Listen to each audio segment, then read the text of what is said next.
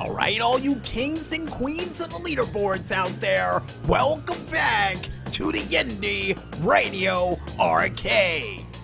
And apparently we forgot to mention, thank you Maestro, after the commercial break, that during the game 2 Extreme, it not only includes zebras, elephants, police cars, I do believe snowmen, and a snow machine that's involved in all the tracks.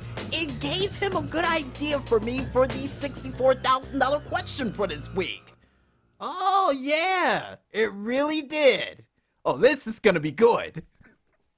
But before we get ahead of ourselves with that, folks, I think it's time for us to go ahead and check out some games trying to make their way to the main stage while putting some high scores on high display along the way for another edition of the Indy Wall of Fame.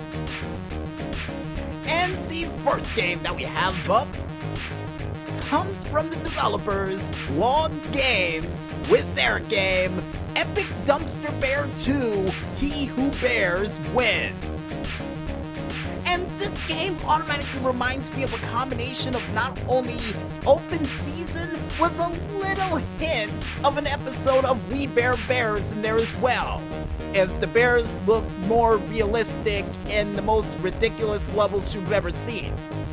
And here's hoping in the near future for this game that not only you get a chance to have power-ups to fight half of these crazy creatures that you have to fight in this game, including giant ants and fish heads, but also you get a chance to play alongside with your friends to see who can race through this level the quickest.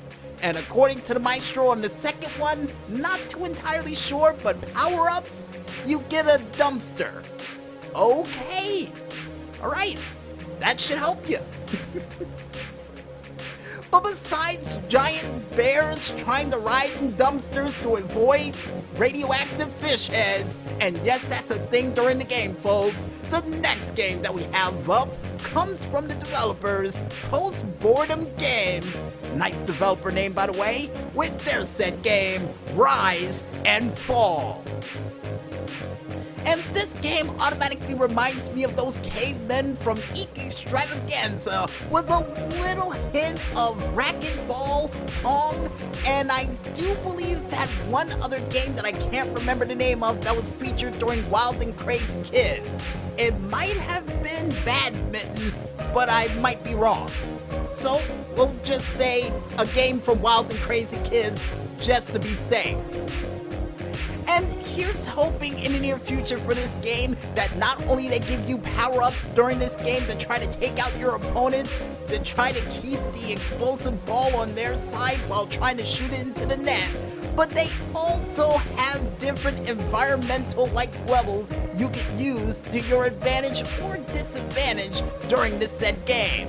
Like a snow level that has an occasional blizzard that runs through that tries to prevent you from scoring, or even a volcano level that has a magma attack that comes around every time around halftime. Yeah, that would be interesting. According to the Maestro, dangerous, but interesting in my book. And the next game that we have up comes from the developers Force 8 with their set game Bad Guys at School. And this game automatically reminds me of a combination of Lean On Me with a little hint of bullying.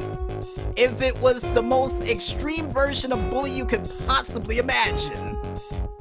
Oh, with a hint of Goat Simulator in there as well to let you know how crazy this game can get.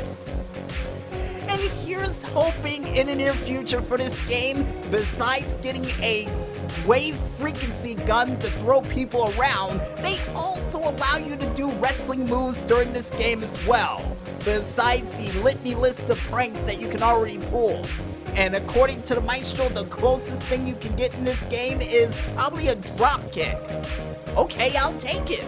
Now, if they can include a suplex onto that stretcher, I'll be happy.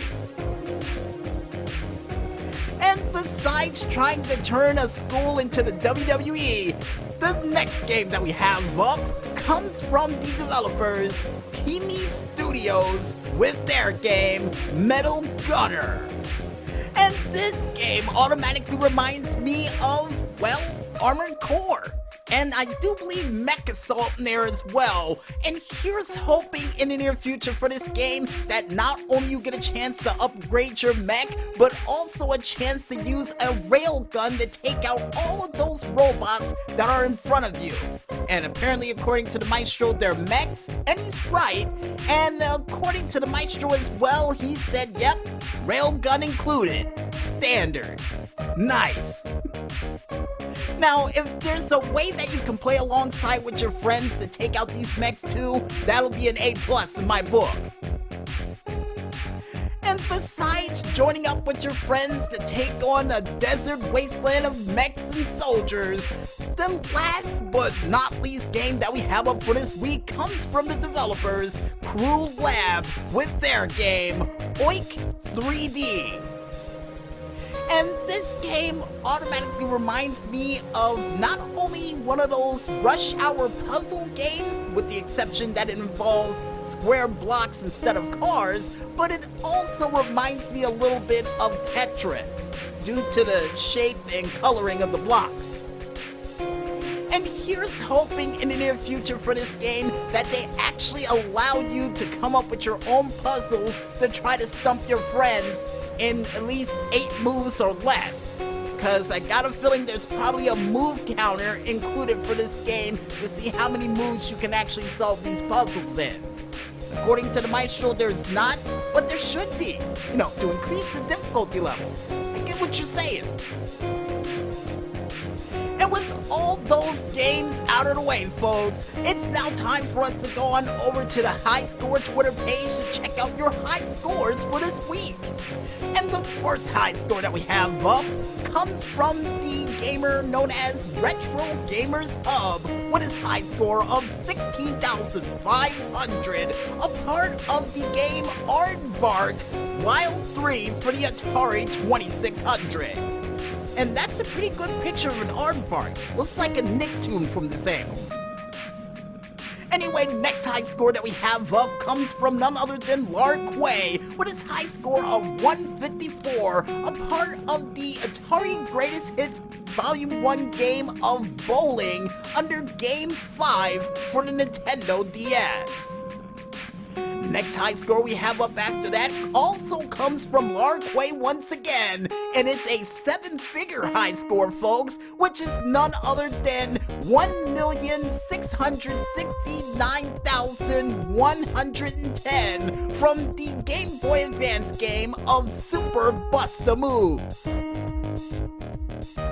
Next high score we have up after that, folks, once again from Larquay, who seems to be cleaning out the board this week with his high score of 96,000, a part of the Nintendo Retro Game Boy game of Battlezone.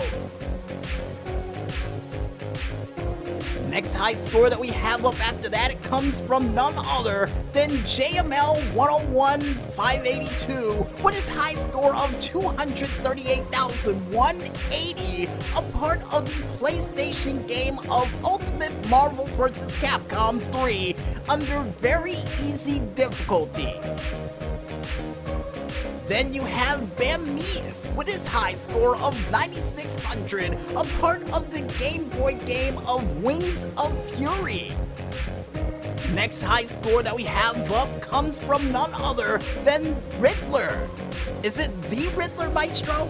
Apparently not, with his high score of 90, a part of the Sega Master System game of California Games. I'm pretty sure that's the same game Bailey, or aka Pogo, played during an episode of Up Up Down Down. And he did the surfing event. Not bad. Anyway, to get back on track once again, folks, the next high score that we have up comes from G. Tipple with his high score of 35,400, a part of the Commodore 64 game of Expert. Not a bad name for the game, and I really wish I had a chance to play it too. Next high score that we have up, folks, besides my retro game wish list I hope to play one day, comes from none other than Zilch Sr. with his high score of 8,036,100, a part of the Atari 2600 game of Atlantis.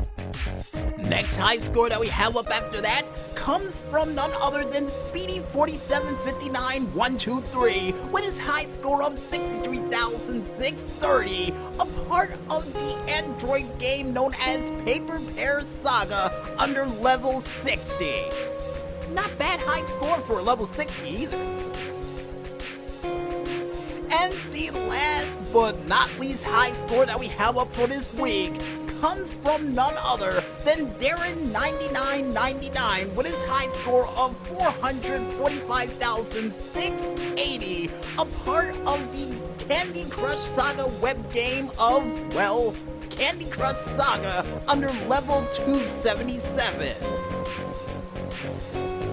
And if you guys want to go ahead and check out any other cool high scores that are currently coming through the Twitterverse as we speak, you can head on over to the Twitter page of one man only known as @Highscore, or head on over to their website known as highscore.com, doing cool prizes for your high scores. And like we say all the time when we mention high scores and games in the same sentence, it's a fair trade. And the high score that we have up for this week, and I got a feeling may stand the test of time for this month, comes from none other than Zilch Sr. with his high score of 8,036,100, a part of the Atari 2600 game of Atlantis. And if you guys want to go ahead and check out any other cool games that are currently making their way through the Steam machine via the cargo ship, cargo plane, or subterranean train that is currently rumbling underneath your toes, you can head on over to the store.steampower page, only known as store.steampower.com, and just click ever so lightly on the upcoming button while clicking on that Indy button as well to check out a whole bunch of cool games that'll definitely get your adrenaline rushing and prepare you to take on the week like no other. And if you don't believe me, we actually have charts showing how high your adrenaline levels will go while playing one of these extreme games. And according to the Maestro and 4 out of 5 doctors, by at least a good 75%. Nice! And I guess with that said, folks, we might as well head back into the music once again. And when we return, we'll be back with this week's $64,000 question right after a word from our sponsor. So don't skip out on that bonus round just yet, folks, and stay tuned.